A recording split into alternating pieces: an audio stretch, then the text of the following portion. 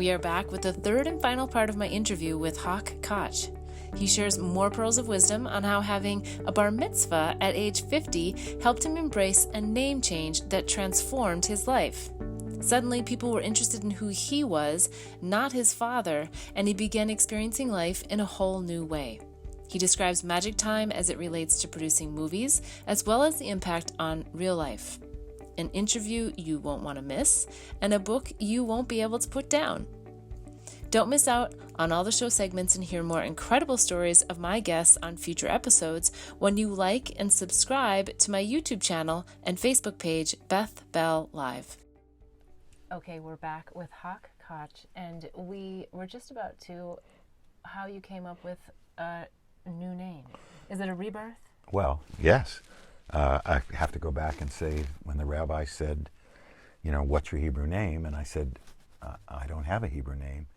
He said, well, for your 50th birthday, for your bar mitzvah, you'll be given your own name. And when he said that, I broke down. And he said, what's wrong? And I said, I just realized for 49 years I've had my father's name. I want my own name. Yeah. And then the rabbi said, something that changed my life at that exact moment. Yeah. A rabbi said to me, you can have your own name.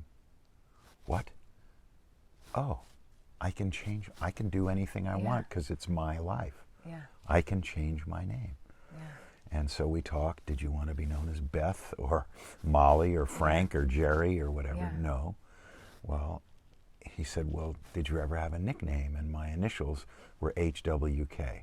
That's another story why the W was always there. Yeah. And a few people called me Hawk when I was in school because, you write it on your school books, but it didn't stick. And he said, do you know anything about hawks? And I said, yeah, bird of prey. And he said, well, no, hawks mate for life. And I went, yeah, I haven't been very good at that.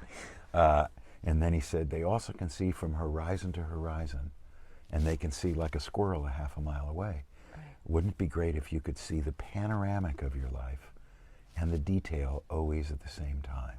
Interesting. And I thought, whoa, that's something to strive for. The panoramic of your life and the details at the same time. Yeah, always. Yeah. Every choice you make, everything. So, any rate, I said, but isn't Hawk a pretentious name? And he said, it's only if you allow it to be. And I don't think I've allowed it to be because it's my name. And so I went away. I went up to Telluride, Colorado, just for a week, just to try and think through, could I, at 50 years old, I was a producer, I'd run a production. So I was up there. established your name. Yeah, I was up there, and I saw a Native American. Because I hadn't established my name yet. I was I was thinking about changing my name to Hawk. And when there was a Native American selling little trinkets, and there is a little cloud, which is thunder, a lightning bolt, and the word listen. Yeah, I love it. And I asked the Native American, I said, what does that mean? And he said, do you know how awake and aware and attuned we are, all of our senses, between the lightning and the thunder? How we listen to all of those senses. Wouldn't it be great if you could be that awake and aware and attuned to all of your senses all the time, not just between the lightning and the thunder? And I thought, oh, that's the A, my initials, HWK, that's the A in Hawk. Okay. And then I came home and I decided to write a letter to a bunch of my friends and say, I'm changing my name. Yes. Hey, I'm going to get bar mitzvah on my birthday. Come to the restaurant. I got bar mitzvah at a restaurant, and I'm going to become Hawk. Yeah. And some people said, come on, what are you doing? And Yeah. oh boy, Howard's really gone off the deep end. And other people said, wow, he's really making a statement. He's really trying to be conscious, trying to be awake and aware, and make choices. Yeah. Make the right choices. So then how did it feel? You had a new identity. You're still you, but you have a different name. Well, as the rabbi said, you take 2 steps forward and 1 step back. It was hard at first. Yeah. But when I met people, instead of, oh, I know your dad, it was, wow, is Hawk your real name? Or how'd you get the name Hawk? Or Interesting. why'd you? But they started to talk to me. They wanted to know about you. Yeah, they wanted to know who I was. And therefore, I got to have a conversation with them. Yes. They didn't just say hi to your dad. Yes. They actually talked to me. So that was a big change. Yeah. Big change. Yeah. And I kind of liked it. It was, I had friends who we'd go to lunch and they'd say, man, I mean, I wish I could, I'm unhappy in my marriage. I wish I could get out. I wish I could make the change that you made. I wish I could do those things. And what was your advice to them? Do it. Show up. Yeah. Show up for your friends, show up for your family, but number one, show up for yourself. Yeah. You also said in the book, have fun. Have fun was one of your life lesson takeaways. Yeah. And I'm having fun right now. yeah, me too. I love this. I think sometimes there's confusion about having fun and getting the job done.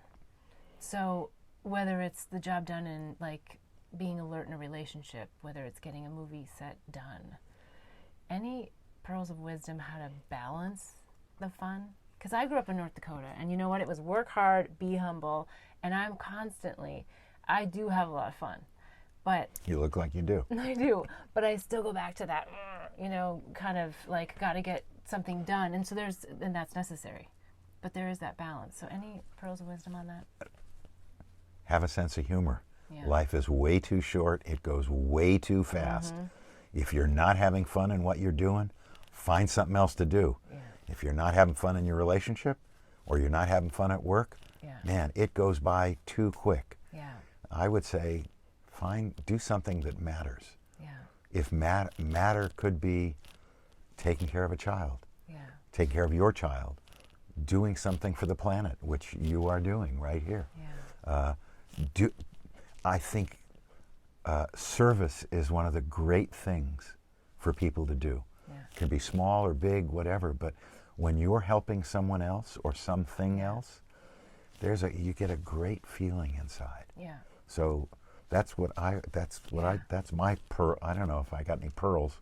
You got lots of pearls of wisdom. I love it. Okay. So, of all of your life experiences, because there's so many, and there's some really juicy ones, is there one that comes to mind that you say, this is something that I know helped change my life, and I think it might help change other people's lives if they knew this, or if they did this, or if they were able to process this? Well, I think it's what I've said before, making a choice for yourself. And I think we've already spoken about it. It was that moment in that restroom where the man said, he's only there because of his dad. Yeah. And I was destroyed. Yes. And then the guy said, but give him a break. And I knew then that I had to find a way to become my own man. It just took a long time for me to get there. But for the people who only knew me during those years and didn't know my dad, I had a good reputation. Sure. Because I was having fun, I was doing something that mattered, I was living my life. I don't know if compartmentalizing is the right word, but here I could do a lot of good things. Here I was making mistakes. Yeah. And so I allowed myself to have this fun and to do the things that I really thought I was good at. Oh, that's the other thing. Find something that you're really good at. Yeah, I knew you were going to say that. Yeah, find something you're really good at. I know what I'm good at, and I know what I'm not good at. Yeah. So, if knowing how to put on makeup is what you're really good at, and you make somebody look better, or you make yourself look better, or you make someone feel better because you know how to do it. If you know how to, I said to my kids when they were young, if pumping gas is what you love to do, go pump gas. Don't do something you don't love, because, man, life's way too fast. It's gone. Yeah. Something else that comes to mind that I want to ask you about is share a little bit more about magic time and what that means to you. Well, as I said before, being on a movie set is magical for me. Yeah. I love it. It's what I do best. Being an assistant director, you have to hear and see everything that's going on. There's 150, 200 people. You run it. You run that whole thing. And you have to be so aware of everything. But I loved it.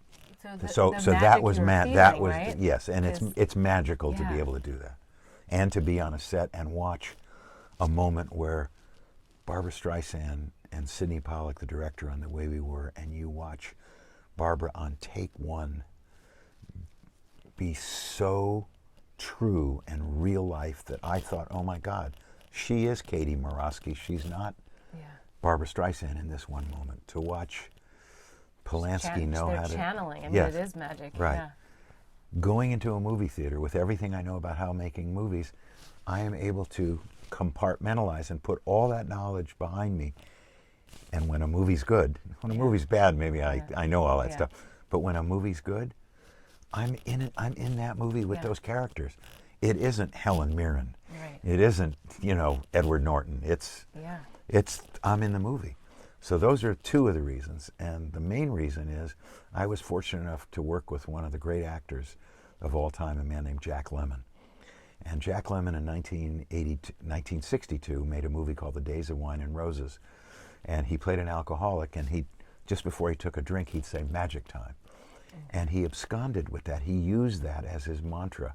And when I got to work with him later in the 1960s on a movie called The Odd Couple, he would be talking to you, and he'd hear roll camera, and he'd go, "Magic time," and he'd turn to the camera and to the character, and he'd be in there, and he'd be totally focused on what it was. And I thought, oh, what a cool thing to do.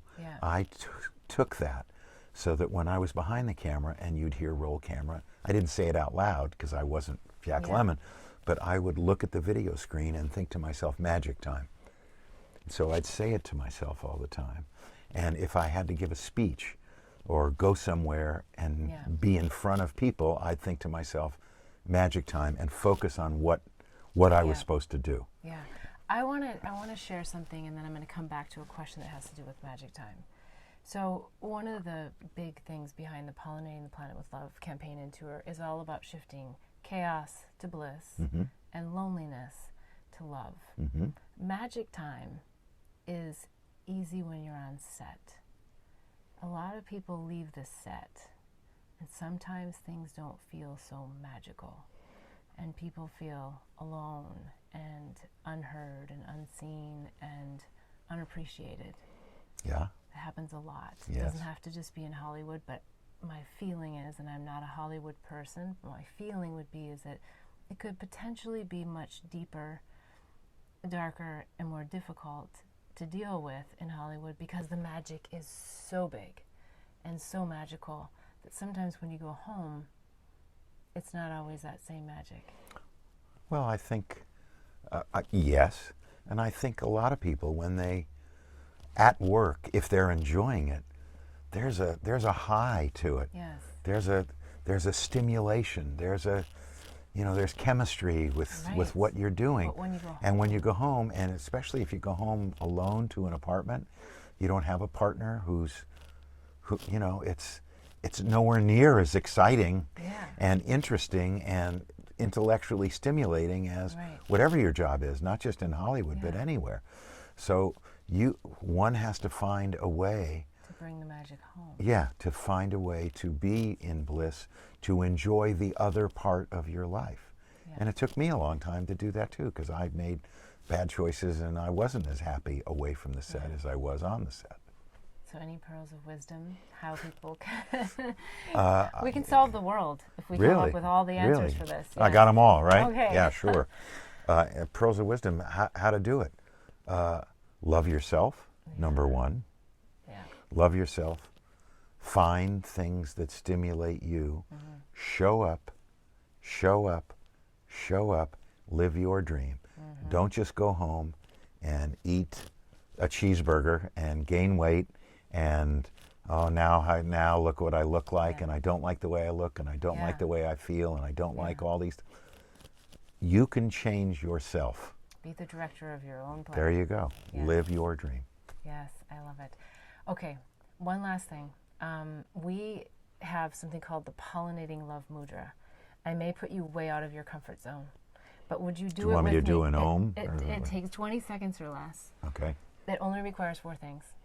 Your heart. You have to get your heart involved. Your hands. Your eyes. So you have to be willing to just make eye contact. I've been making eye contact with you the whole time. Yes, I know. You're good. You're good. You're a grounded soul. And most importantly, be willing to give and receive unconditional love in the moment. Yeah? Yeah. So it's really simple. Okay, so let me teach you the Pollinating Love Mudra. Okay. You take your fingertips, put them together, and then you put your wrists together. And now you don't have to do your elbows, just your wrists. Now this is a little lotus flower.